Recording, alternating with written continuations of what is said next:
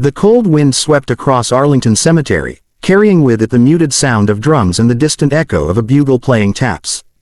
Rows of white marble headstones stretched endlessly beneath a gray sky, and every soldier, officer, and family member stood in solemn silence as the casket of General William Ironwool Hawkins was lowered toward the earth. At the far end of the crowd stood Ethan Cole, a man in his 40s wearing a worn-out black jacket and faded dress shoes. His haircut was neat but not recent, his shoulders still straight despite the limp in his right leg, a reminder of a battle long past. In one hand, he held a small medal wrapped in cloth. In the other, a folded letter with the seal of the late General Hawkins. Ethan's heart pounded as he reached the main gate. 2 guards in dress uniform crossed their rifles. "Sorry, sir," one said. "Funerals closed to the public. Family and high-ranking officers only." Ethan swallowed hard. "I was invited," he said softly. "General Hawkins sent me a letter before he passed. I served under him in Kandahar, Bravo Company, 1st Battalion." The younger guard exchanged a look with his partner. "Do you have military ID or formal invitation?" Ethan's jaw clenched. He'd lost his ID when his house burned down 2 years ago. "No, but Then you'll need to step back, sir." People walked past him. Generals in dark coats, politicians, reporters. No one looked twice at the man standing in the cold. Ethan's eyes clouded with shame and anger. He had once bled for this flag, buried brothers under it, and now he couldn't even say goodbye to the man who had saved his life. He turned to leave, his limp more pronounced on the uneven ground, when a familiar voice called from behind the gates. "Ethan Cole." He froze. A tall woman in her 50s, Colonel Grace Hawkins, the late general's daughter, was approaching. Her face was stern but kind, her posture military sharp. "Colonel Hawkins," he said, saluting out of habit. She smiled faintly. "Dad spoke about you. You were the one who pulled him out after the ambush near Spin Boldak, weren't you?" Ethan nodded silently. She looked toward the guards.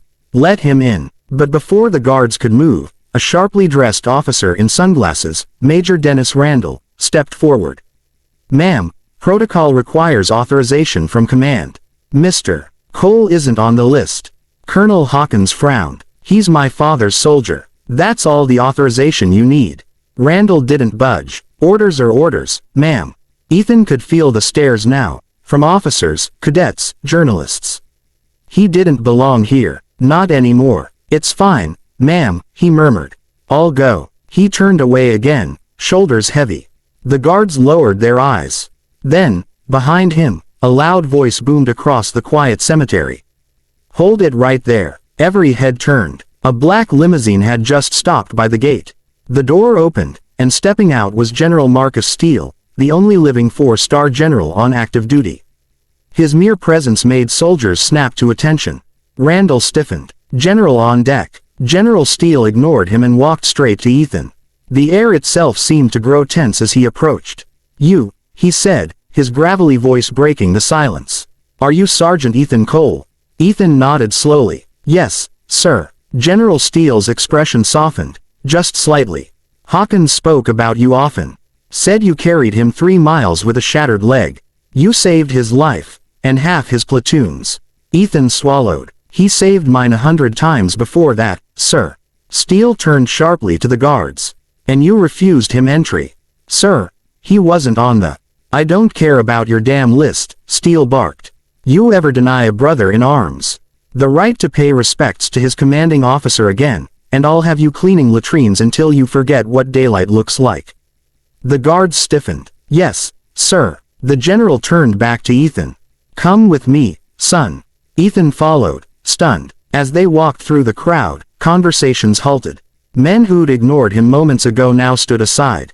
Steele led him to the front row, right beside Colonel Hawkins. When the ceremony began, Ethan stared at the flag-draped coffin. His throat tightened as memories came flooding back. Sandstorms, gunfire, radio calls, and Hawkins' booming laugh echoing in the chaos. Grace handed Ethan a small, folded note. "Dad wrote this for you before he died." Ethan's hands trembled as he unfolded it. "Greater than Ethan, if you're reading this, I didn't make it. But you did, and that means the world is still in good hands. You once said heroes die young. but maybe heroes just live long enough to make others stronger. Take care of your daughter, and remember, the world needs men like you, even if it forgets you sometimes. Will Hawkins. Tears welled in Ethan's eyes. He hadn't cried since the day his wife died in a car crash 5 years ago, leaving him to raise their little girl, Lila, alone. But now, as the 21-gun salute thundered in the distance, he couldn't stop. When the service ended, General Steele placed a hand on his shoulder. You got somewhere to be after this. Ethan shook his head. Just home, sir. My daughter's waiting. Steele nodded. Come by Fort Bragg next week. Hawkins left something in his will, said it was for the man who carried him home. The following week, Ethan drove his old truck to the base. The guards saluted this time. Word had spread. Inside the general's office, Steele handed him a small box and a file. Inside the box lay a silver watch engraved with, "For courage beyond measure, W.H." The file contained documents, one of them, a job offer. Security consultant for veterans transitioning to civilian life. Ethan blinked in disbelief. Sir, I don't know what to say. Say you'll take it, Steele said gruffly. Hawkins wanted you to. He always said you had the heart of a leader, even when you thought you didn't. Ethan's voice broke. Thank you, sir. Steele smiled faintly. You earned it, son.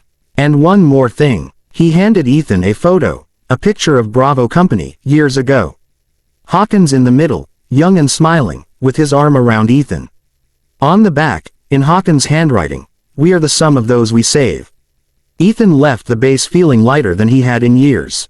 That night, as he tucked Lila into bed, she looked at the watch on his wrist and whispered, Is that from your army friend? He smiled. Yeah, baby, from a great man. What was he like? Ethan paused. He believed in people, even when the world didn't. Lila smiled sleepily. Like you, Daddy. He kissed her forehead, tears glistening in his eyes.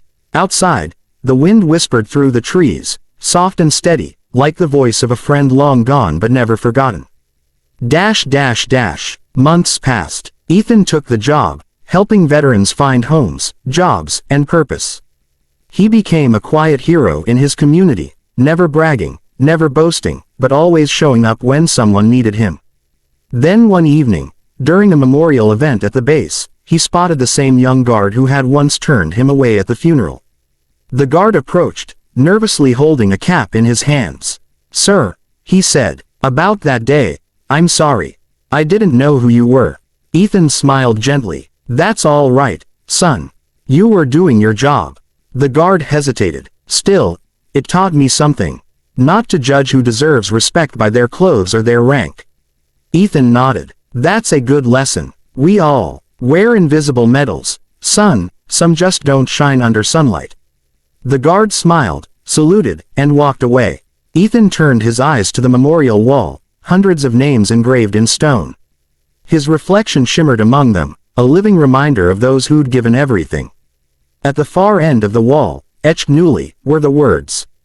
General William Hawkins, a leader, a brother, a friend. Ethan stood there for a long time, feeling the wind brush past him. In that moment, he realized something profound, that service doesn't end with the uniform. It continues in every kindness, every sacrifice, every time someone stands up for what's right. And just then, the sun broke through the clouds, casting light across the names, across his face, across the old medal pinned inside his jacket. He whispered softly, Rest easy, General. I'll take it from here. The world around him was quiet, but somewhere deep inside, he could almost hear Hawkins' voice again. That's my soldier. As Ethan walked away, his phone buzzed, a message from Colonel Grace Hawkins. Greater than, Dad would be proud of you. We all are. Ethan smiled through tears. He looked up at the sky, hand resting on the watch. The world might forget heroes like him, but he knew one truth that mattered most. Heroes don't need recognition. They just need to keep showing up.